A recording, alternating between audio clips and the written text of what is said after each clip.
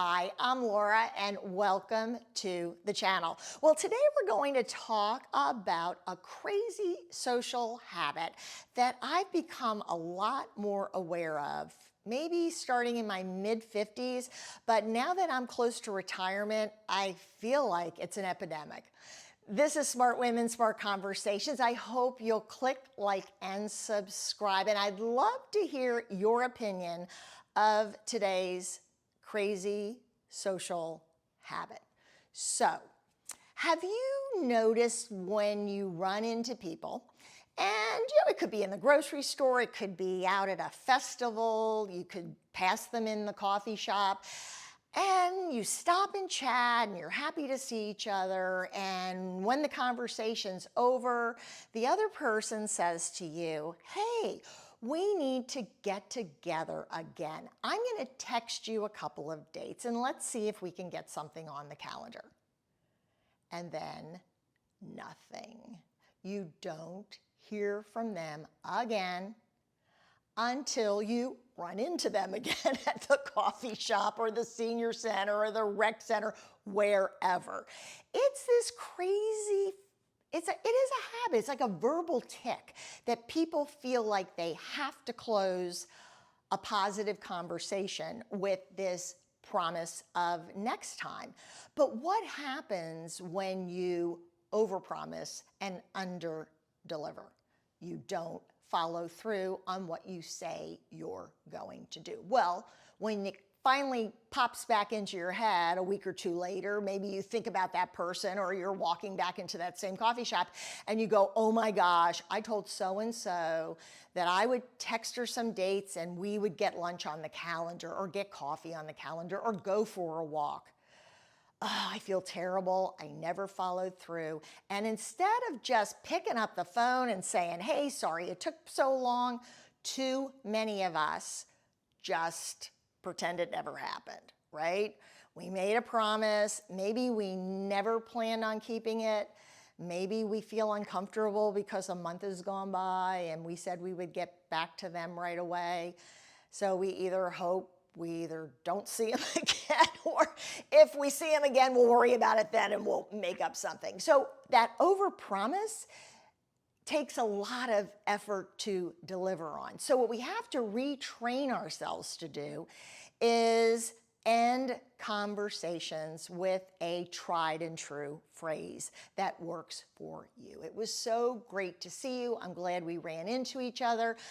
I'm glad to hear everything's well with you. I hope we run into each other again soon." And if they say, "Well, yeah, you know what? Let's get something on the calendar." Okay, then it's up to them to do it. But you haven't overcommitted unless you really know that you're going to follow through. I do a lot of public speaking, and one of the things I tell women all of the time is you don't have to be the first person to raise your hand. You don't always have to say yes, because saying yes to everything is saying yes to mediocrity. And in our effort to be nice, friendly, approachable, whatever, we go too far because we feel like we have to overpromise so that that person will think really highly of having run into us and had a nice conversation and looking forward to seeing you again. And sometimes we take the bait. I've done it myself, where someone throws it out there. "This was great running into you. I really enjoyed it. Let's get something on the calendar. I'd love to do lunch." And then instead of saying, "Great, send me a text," what's the first thing that comes out of your mouth is, "Oh, sure, great, I'll look at my calendar and let you know." And then you're like, why did I just commit? See, all these little things that we say can be taken out of context, right? People start to look at us and go, I know a few people, I'm sure you know a few people too, who I think they really mean well, but every time I run into them, they always say the same thing. And they don't just say it to me, they say it to everyone else.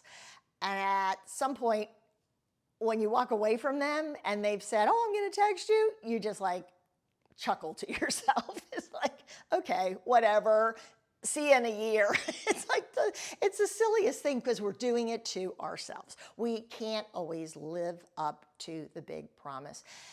And it isn't necessarily just about grabbing a cup of coffee or having lunch. The other person often sees it as a promise of companionship, right? A promise of connecting. And there's nothing wrong with that because we've put it out there. So etiquette tells us that if we make a social promise, then we keep a social promise. But what ends up happening is the promise was too big for us to keep, and so we're stuck trying to navigate that awkwardness of how do I reach out now, or I really don't have the time, the energy, or the money to go out to dinner with our spouses, but that's what I said we would do, so I'll just pretend it didn't happen. Instead of picking up the phone and calling the person and saying, you know what, doesn't look like we're going to be able to get dinner on the calendar anytime soon, but why don't you meet me over at the community park and let's take a walk? Why don't we grab a cup of coffee together when you have the time? Just making a couple of changes, I think, can really help our social lives and how other people view us as someone who they want to invest a little bit of time and energy into. Over-promising often means under-delivering. So have a little phrase that you feel comfortable with, and when someone tries to hook you in, don't take the bait. Well, thanks for stopping by the channel. I look forward to seeing you the next time.